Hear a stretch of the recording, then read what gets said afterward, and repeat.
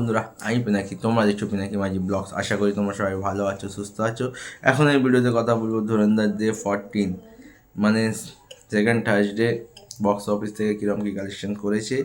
আর যেহেতু আজকে আবতার রিলিজ করছে, তো আবতার রিলিজ হওয়ার পর ধুরন্ধর কি চাপে পড়ে গেল, আর Indian net box office collection কত কী হলো, সমস্ত কিছু নিয়ে ভিডিওতে কথা বলবো।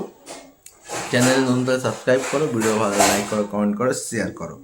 তো গতকাল অবধি মেকার্সে যা পোস্টার এসেছিলো সেখানে 454,20,00,000 Indian net box office collection করেছিল, এবং ধুরন্ধর রিলিজ হওয়ার পর থেকে কিন্তু একটা রেকর্ড হয়ে গেছে যে এর কালেকশান 20 কোটির নিচে নামেনি।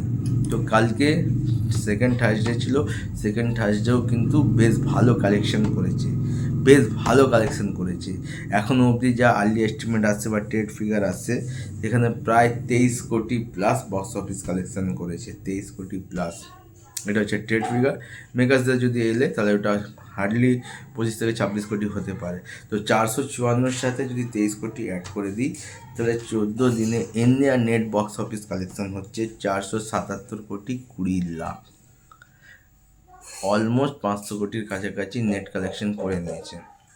আর যেহেতু আজকে ওয়ার্ল্ড ওয়াইড একটা ইভেন্ট সিনেমা বলতে পারো, আবতার ফায়ার অ্যান্ড অ্যাশ, সেটা রিলিজ হচ্ছে, সেটা কিন্তু ধুরন্ধরকে একদম সমানে টক্কর দিচ্ছে। যদি ধুরন্ধর এখন বিএমএস খুলে দেখো, প্রতি ঘন্টায় যদি 17 থেকে 16,000 টিকিট বিক্রি হচ্ছে, তো আবতারেরও প্রতি ঘন্টায় 15, 16, 17,000 টিকিট বিক্রি হচ্ছে।